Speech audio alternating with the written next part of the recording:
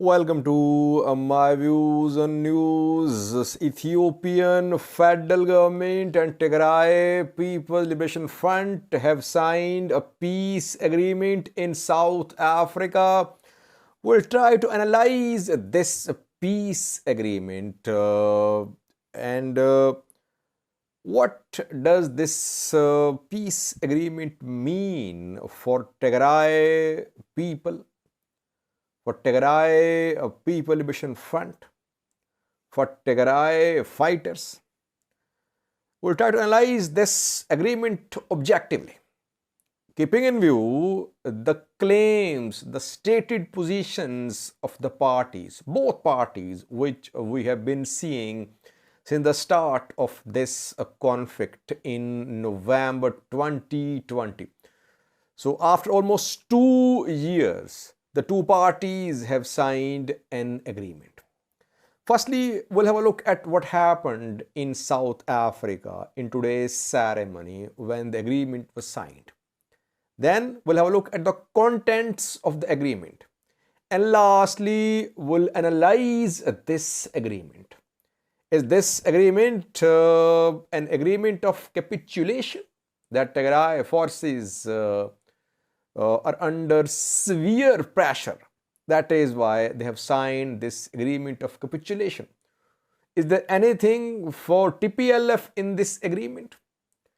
Is there anything in this agreement about Western Tigray, about Eritrean military? Several questions. Firstly, that is what we have been calling for: peace agreement. So whatever the contents are, now when the two parties have agreed on this peace agreement, it should be backed, it should be welcomed, it shouldn't be sabotaged. What happened there in South Africa, in Pretoria today? Firstly, parties to the conflict, Tigray representatives, Ethiopian government representatives, three African Union mediators, UN, US officials were there in Pretoria. Ceremony started. Olusegun Obasanjo spoke. High representative of African Union's president. He said that he traveled to Tigray 8 times and he tried his best to convince the parties to a ceasefire agreement. After that, Ridwan Hussein spoke. This agreement was signed by Ridwan Hussein on behalf of Ethiopian federal government. And after that, on behalf of Tigray, Geta Choreda spoke. After that, we heard UN Secretary General spokesperson Hannah Tate. She spoke, and then the two representatives from Tigray and Addis Ababa, they signed the agreement. Ridwan Hussein and Getachew signed the agreement. After that, Obasanjo spoke. Uhuru Kenyatta, former Kenyan president, also delivered a speech. And Fumzile Milambo, one of the mediators from South Africa, spoke too. South African foreign minister expressed his views too. Then group photographs. Now, what are the contents of this agreement? Firstly, the agreement is between a TPLF and Ethiopian federal government. It is not between Tigray regional government and Ethiopian federal government. By the way, TPLF was declared a terrorist organization last year by Ethiopian parliament. I don't know if the label has been removed or not. So, according to Ethiopian constitution, TPLF is a terrorist body. Since the agreement is between TPLF and federal government, it means that there is no Tigray government. It means that Ethiopian federal government has refused to acknowledge a Tigray regional government as a legitimate regional government. It means that November 2020 elections are null and void, already rejected by the federal government. Again, a confirmation. And it has been Ethiopian government's position that government in Tigray is not a legitimate government. On behalf of Tigray, Getachew was there, another mediators too. On behalf of Ethiopian government, Ridwan, another. From Ethiopian government side, Ridwan Hussein signed this agreement. Ridwan Hussein is a minister basically. His rank is equal to a minister. He is national security advisor to Ethiopian PM Abiy. So his rank is equal to that of a minister. Ethiopian government sent a lower level delegation. Damake visited South Africa, but he was not there in today's signing ceremony. No Prime Minister, no Deputy Prime Minister, no Foreign Minister.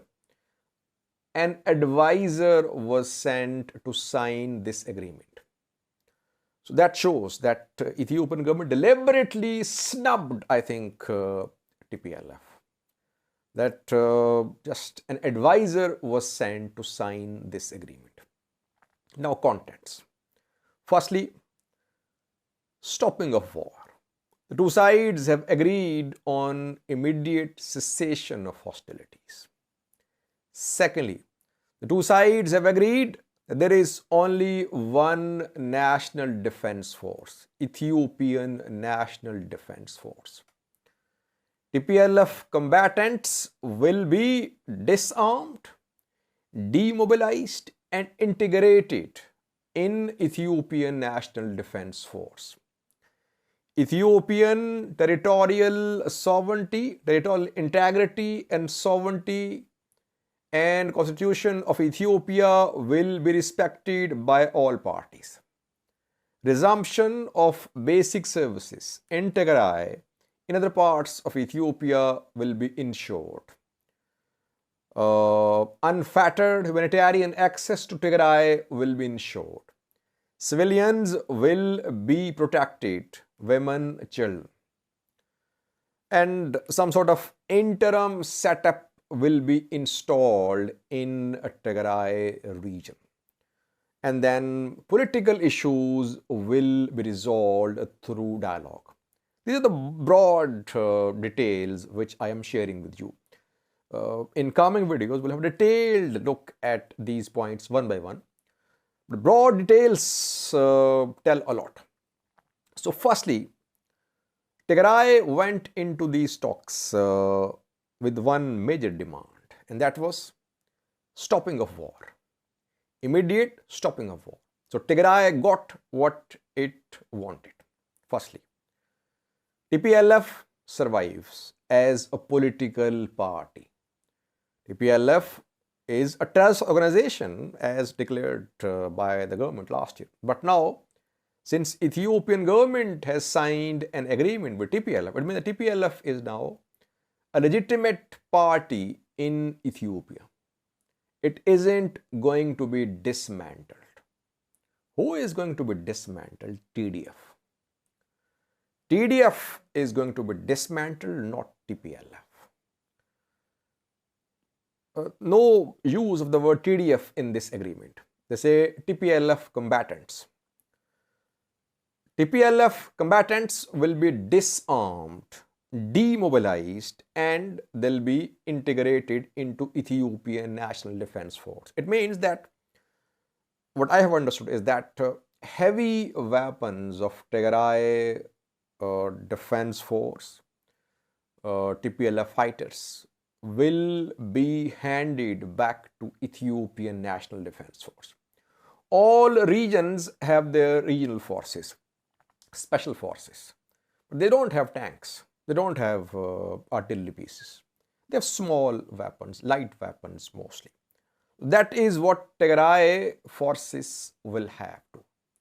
Tigray regional forces obviously will continue to operate. Heavy weapons will be handed over by Tigray Defense Force to Ethiopian National Defense Force. And there is no TDF now, it means. Now there would be Tigray regional force, like there is Amhara regional force, Somali regional force, Afar regional force, etc. Thirdly, Western Tigray, unresolved. Talks will be held. Don't know what will happen. The issue, I said 2 days ago that TPLF was not mentioning Western Tigray for the last 3 to 4 weeks. There was no statement from any TPLF leader, TDF commander, and that is what seems to be happening. That Tigray has temporarily abandoned its claim to Western Tigray, to Humra Volkaya. Talks will be held, though the agreement says that constitution will be upheld. And Tigray's position is that constitutionally, Western Tigray is part of Tigray. But the issue is unresolved, you can say. Mekelle, there is going to be interim government in Mekelle. Since TPLF has not been dismantled, it means TPLF and other parties will form a transitional setup in Mekelle, and then elections could be held too. What about Eritrean presence, Eritrean military's presence in Tigray? No word on Eritrea, on Eritrean presence, on the withdrawal of Eritrean military in this agreement. Though details are coming, maybe in detailed agreement we could find it in mention of EDF or Badme. But in the ceremony there was no mention of Eritrea or Eritrean forces. But what we learned 3 days ago was that Ethiopian government representatives were representing Eritrea as well. And they were saying that Tigray regional government, Tigray, TPLF should agree to the decision made by a boundary commission around 2 decades ago that Badme was part of Eritrea. It seems Badme will remain under Eritrean control. And Eritrean military might withdraw from other areas, but it won't withdraw from Badme and other areas. No mention of Eritrea, EDF in this agreement. Now, we can sum up firstly that Tigray could have got a better deal had it became part of talks before August 24, when this third round of fighting broke out. Tigray People Liberation Front has made several concessions in this agreement. And Getachew, in his speech, admitted. He said that we are making concessions. We are doing it for the sake of our people, our women, our children. We are making concessions for their safety and security. People would say that TPLF have made concessions. So he acknowledged that Tigray People Liberation Front has made several concessions. But had Tigray People Liberation Front become part of talks in Tanzania, which was proposed by African Union in July, I think TPLF could have secured a better deal. This deal seems to be a deal of capitulation. Tigray forces have suffered losses in the battlefield. They have lost major towns and cities. Though they're not on the verge of complete collapse, they could have continued guerrilla war for years. But guerrilla war takes years. And Tigray forces kept on fighting for months. In the first round of fighting, they did not achieve anything. Yes, they defended their territories, Central Tigray, but ultimately it was ENDF which decided to withdraw from Tigray in June 2021. So guerrilla war was not a solution for Tigray forces. Had Tigray opted for a long guerrilla war, it wouldn't have served any political purpose. People would have been suffering like they are suffering, dying of hunger, dying of shortage of food, shortage of medicine. So Tigray Population Front was forced to sign this agreement of capitulation, no doubt about that. But from here, the two sides can build trust and a new era of peace and prosperity can start in Ethiopia. Good thing is that Ridwan and Getachew both addressed each other as brothers. So if this spirit goes on, if the agreement is implemented properly, if Tigray TPLF fighters are incorporated, integrated in Ethiopian National Defense Force, if the two sides agree on some political setup in Tigray, if dispute over Volkai, Thomra, Sagade, Western Tigray is peacefully resolved, it could be start of peace and prosperity for Ethiopia. Having said that, I personally think that TPLF will face immense pressure after this agreement. People of Tigray, opposition parties of Tigray will now lash out at TPLF. Why? Because TPLF has managed to survive. It has managed to secure its presence, its continuation as political party. But TDF is going to be dismantled, it seems. So that is why I think that though TDF is part of this agreement as well, Sadkan was one of the main negotiators from Tigray side who attended these talks. So it's not that TDF is not part of the process. TDF knows perhaps that a long war will lead to destruction and suffering for the people of Tigray.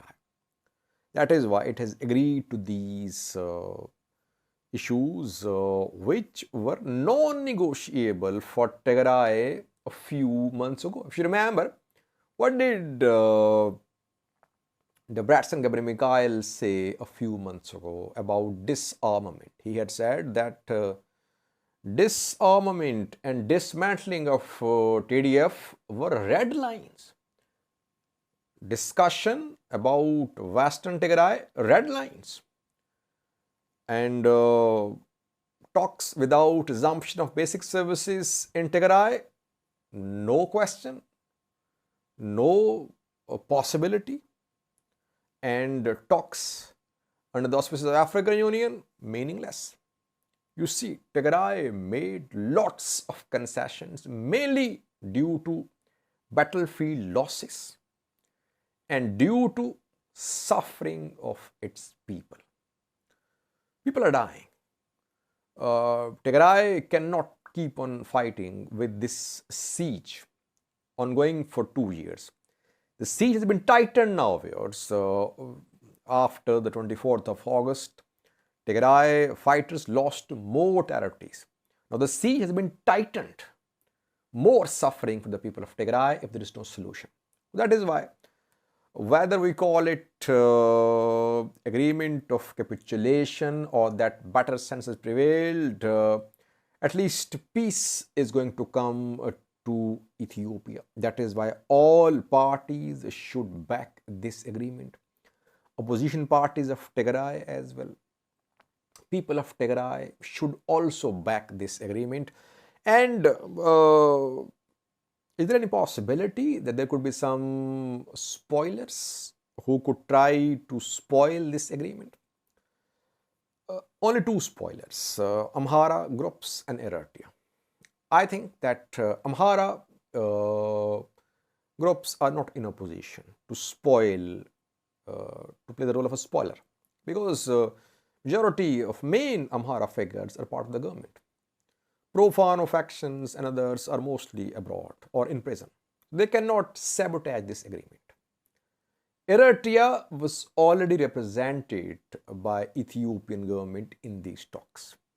I don't think Eritrea will sabotage as well. If Eritrea gets Badme, if TDF is disarmed, if a transitional government is established in Mekelle, of course, Eritrea would be satisfied.